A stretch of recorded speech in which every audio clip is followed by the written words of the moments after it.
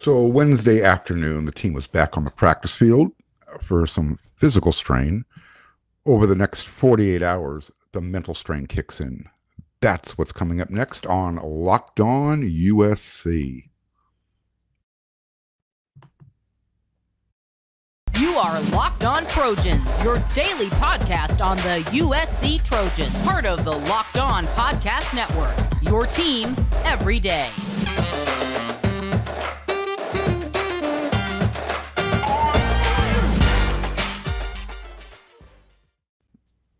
Fight on, everyone. I'm your host, Marc, and thanks for making Locked On USC your first listen every day. Whether you're watching on YouTube or wherever you download your podcast, we are free. And I thank you for coming along for the ride. We appreciate you. If you are watching on YouTube, do me a favor, hit that subscribe button. Tell me what you like. Tell me what you don't like.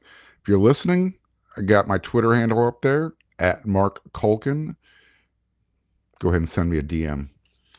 All right, so I was back with the team at practice Wednesday afternoon, and it was hot, really hot. It's funny. It's almost like Lincoln Riley. He loves to control every aspect of the football program. I had no idea that he was on first name basis with Mother Nature, because he turned up the thermometer to around 90 or so this afternoon. Saturday's game time kickoff is at 3 p.m. in the afternoon. And anybody who is familiar with Southern California during Labor Day weekend, it's typically the hottest weekend of the year. And the forecasted temperature right now is in the mid to high 90s and climbing.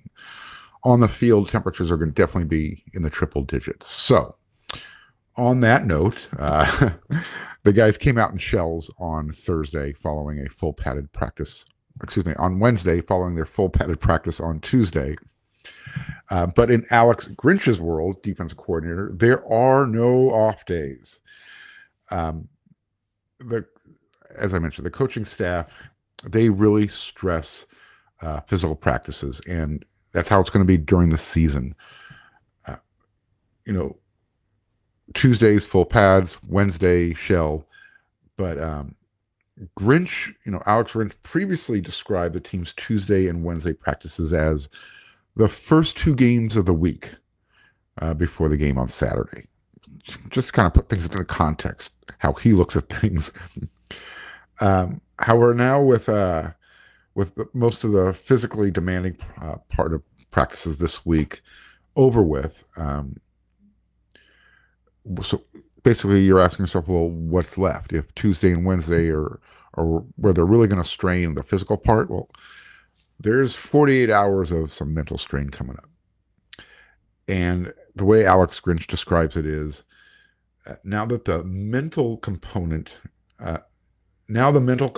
goes through the roof. Grinch explained, if we can't stress you physically, we're going to stress you mentally. So we don't take any days off. We got a lot more to accomplish this week. For any of you who've seen the movie Spinal Tap, this is where Grinch takes his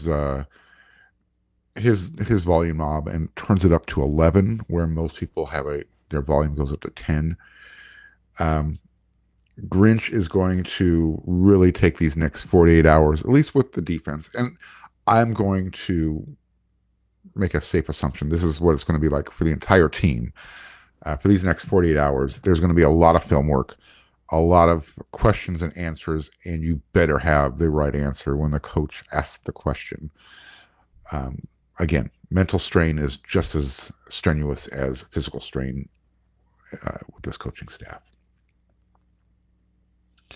The injury report from practice isn't going to take too long for me to go over.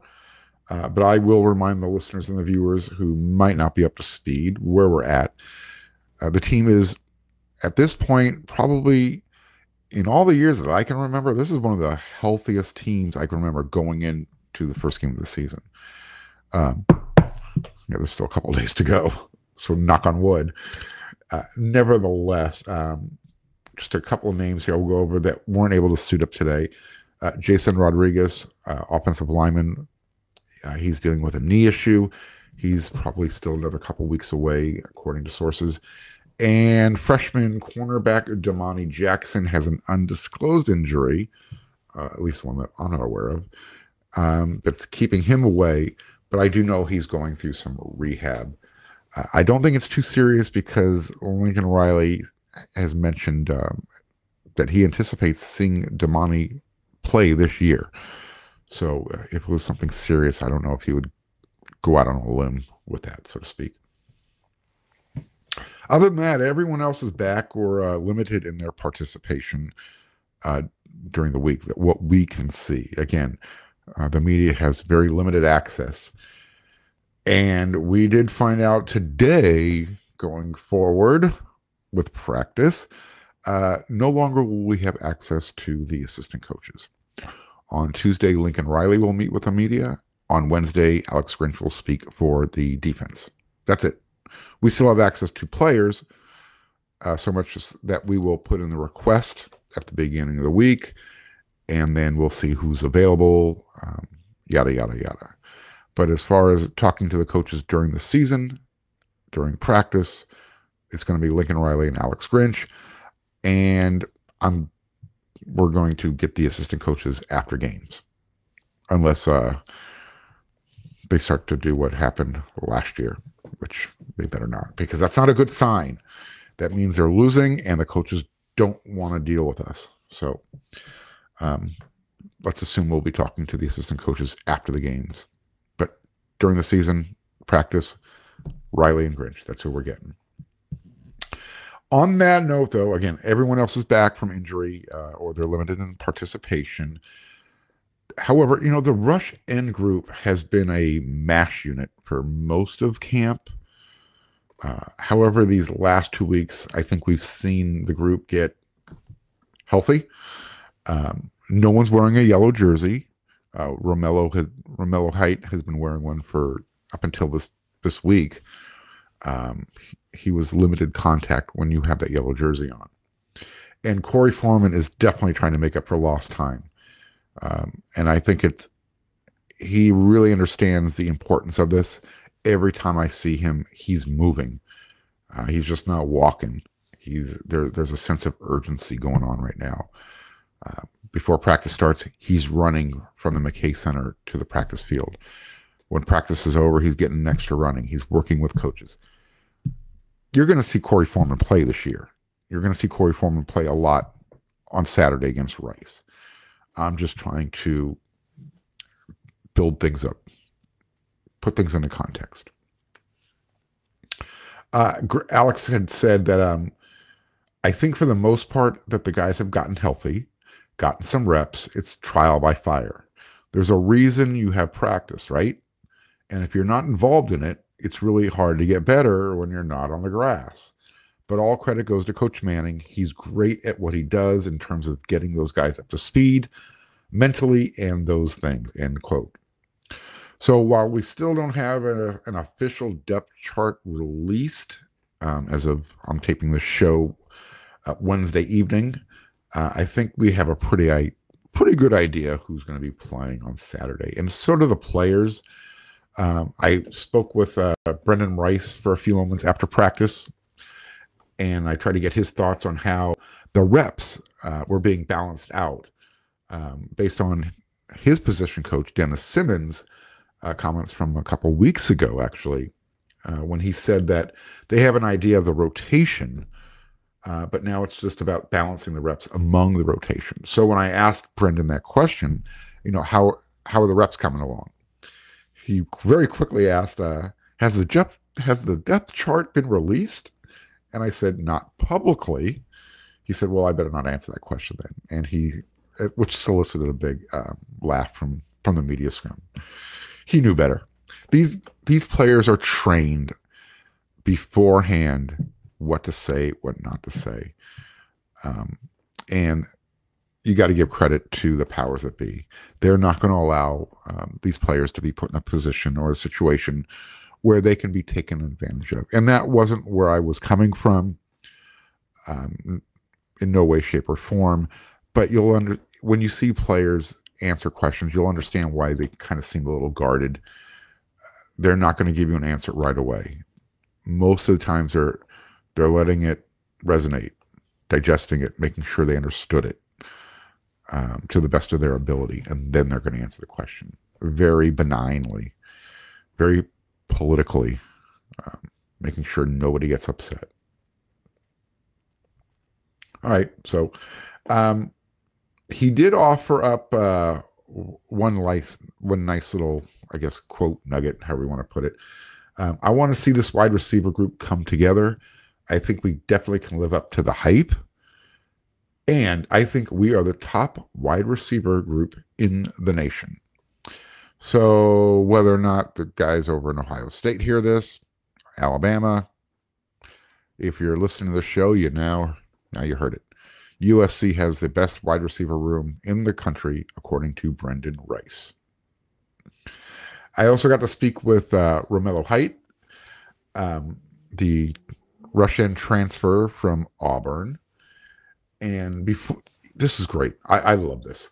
Before anyone could even ask him a question in the press scrum, he asked to be reminded of all of our names. And he literally went around. What was your name? Shake your hand. So he could address us by name. And you got to respect that. And he also got a pretty big laugh at the end of the interview because he was asked about Tuipulotu's new Mercedes. And actually, he got a couple of laughs. Number one, if you haven't seen USC's Boulevard hype video, Tuli and I think Jordan Addison was the other player. They were at the Fletcher Jones Mercedes picking up their new rides. Romello really wants to get in Tuli's. He said it's a pretty sweet whip. So go check out that video. You really need to. The other laugh that he solicited was, as I mentioned, it was a pretty warm day Wednesday for practice, but Romello's from, he's from Alabama. They get a whole different type of heat down there. You get 90 degrees, but you also get humidity. So when he hears his teammates complaining about how hot it is, he's just like, guys, no, go away. This ain't nothing. So again, when you're checking out that hype video, checking out the Boulevard, and you get to see these new cars, and they are pretty sweet. When you're done, go check out betonline.net because they are your number one source for all of your pro and college football betting needs and sports information this season. You can find all the latest Football League developments, game matchups, news, and podcasts, including this year's opening week's games. BetOnline is also your continued source for all of your sports wagering information, including live betting, esports, and scores. Excuse me. BetOnline is your continued source for all of your betting wagering. Yeah, I just read that. The fastest and easiest way to check in on all of your favorite sports and events, including Major League Baseball. Go Dodgers. Head over to the website today or use your mobile device to learn more about the trends and action. BetOnline, where the game starts. Okay. Moving forward. So Caleb Williams, he hasn't been a Trojan for very long. However, he's already achieved one of his dreams. He told us after practice that it's actually been one of his dreams. I've always wanted to be a team captain. I had COVID year in high school, so I couldn't really be a captain, and that was a dream of mine. I really can't wait to get out there and help the team and help us reach our goals. He also had a message for the student section who's going to be attending the game, his first game as a captain and as the starting quarterback. Quote, I want y'all to be loud. I want y'all to be rowdy, except when we're on offense. Other than that, do your thing, have fun, be safe, and after the game, we'll be running over. So, you know what to do, Legion. I think that's what you guys are calling yourself this year. Not a fan, got to admit, you're the Trojan family. But if that's what you want to do, you do you.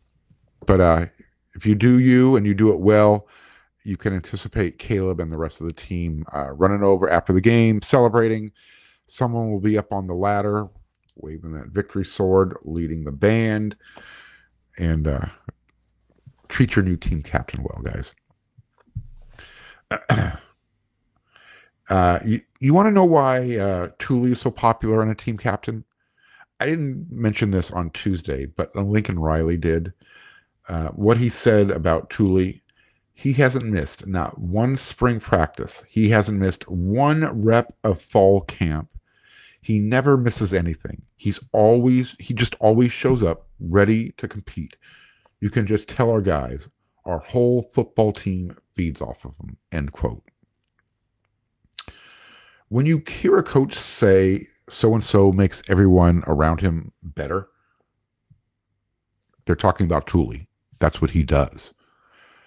That is the ultimate compliment that you can receive from your coach when you make everyone around you better. Well, when your coach recognizes that you're never late, you're always there, you're always competing, and you never miss a practice, a repetition, you're a coach's wet dream. There are not enough of you going around. And imagine a roster with 85 scholarship players with Tuli Tuipulotu's drive. You're unbeatable. The staff knows this, and the staff appreciates this. The players and the team recognize this as well. That's why he's a team captain. Wednesday's practice, you know that we have a very limited time in there to do our filming and watch what we can see. Trying to watch what's going on with the offense it's futile. So I look over my shoulder to see what I can see. Other than that, I'm focused on the defense. And I think I hope you guys appreciate that, because I think everyone anticipates this offense this year to be pretty good. There's not a whole lot that I'm going to be able to build up that hasn't already been built up with Caleb Williams, Jordan Addison, Travis Dye, Austin Jones, Lincoln Riley calling the offense. An offensive line returning with years of experience and a battle going on for those tackle positions. Again, still no official depth chart. I did hear that one player got the majority of the reps at left tackle. We'll find out if it's the incumbent or if it's the transfer. I divulge that information on the VIP forum over on wearesc.com. That's not for free. Sorry. However, what I did see when I was hanging out watching the defense is I watched the defensive line group with Coach Sean Nua for as long as they would let me. They literally have to say, "Hey, Marc, let's go." But I'm loving this group right now. The intensity that they have, the way they just get after it. Watching Solomon Tuliaupupu just go nutso tackling that dummy bag. I'm telling you, it's fun. He's going to play Saturday. Let's just hope it's more than one play, because that's all he has so far in his career. You're going to your defensive line group, I think this is the majority guys the repetition you're going to see are going to be rotated among Thule, Nick Figueroa, Dejon Benton, Brandon Peely, Tyrone Taleni, and Stanley Taufo. Those guys are going to be getting the majority of the reps just based on the rotations that I get to see during practice.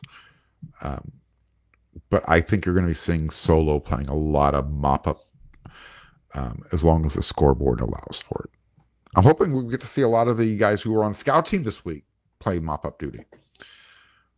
Everybody should play in this game. USC is a 34.5-point favorite. That's prohibitive. That's significant. They should be able to cover that against this team so the backups can get some development in the game. But again, everybody wants to see Solo out there. There's no need to rush him back. Let him get out there, get his feet under him. Let him hear and feel the crowd. And again, I want to see him out there if I get to see him for 5 plays, this is a major win. Because again, he's been at USC since 2018. He has 1 play under his belt.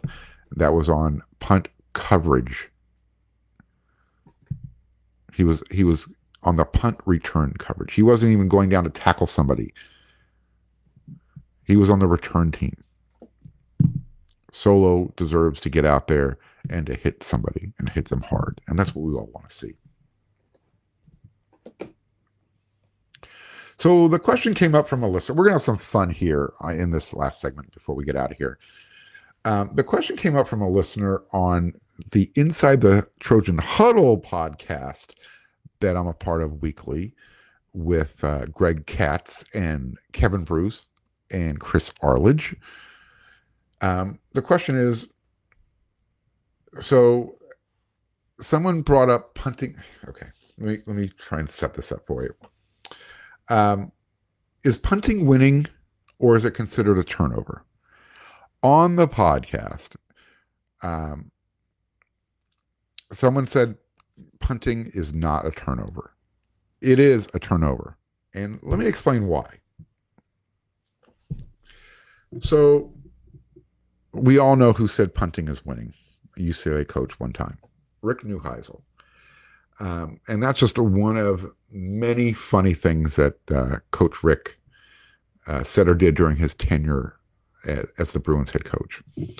We all know that unnecessary timeout that he called against when literally there was like a minute left in the game, and he wanted to show his team that he wasn't done fighting. Well, after that timeout, if everybody remembers, the next play that was called was a bomb from Matt Barkley, and it was a touchdown, and that touchdown bomb basically almost ignited a crosstown brawl between the two teams. Never didn't happen, but that was just a funny thing. So back to punting. Is it a turnover? I say it is, and here's why. So it's we all know what the technical term for a turnover is, right? Okay.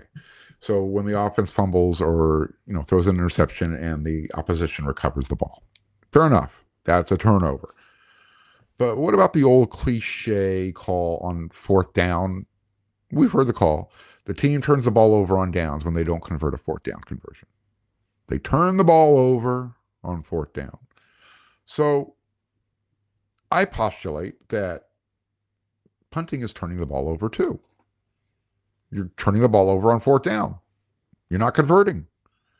I mean, if we're using turning the ball over on downs as the description, yeah, punting is also considered a turnover. You're giving the ball to the other team. Literally, you're kicking it to them. So, what are your thoughts on this? Give me some feedback. Do you agree with the people who say that punting is not a turnover, or do you agree with me who says it is for the reasons why? Hey, now that we've got that cleared up, why don't you go on before you head on over to wearesc.com and checking out the Inside the Trojan Huddle podcast. You can check out the second listen, go to the Ultimate Pro Football Preview 2020-22. It's an 8-episode extravaganza to get you ready for the NFL season. The local team experts on Locked On Podcast Network, plus a betting angle from Lee Sterling of Locked On Bets, all combining into an ultimate NFL preview. Search for the Ultimate Pro Football Preview 2022 on your Odyssey app, YouTube, or wherever you get your podcasts. All right. I'll be back again for another show because Locked On USC is with you 5 times a week. This was our last practice report for the week, but if I get any inside information, I'll be sure to drop it off for you. Until then, you know the routine. Fight on, and we'll see you soon.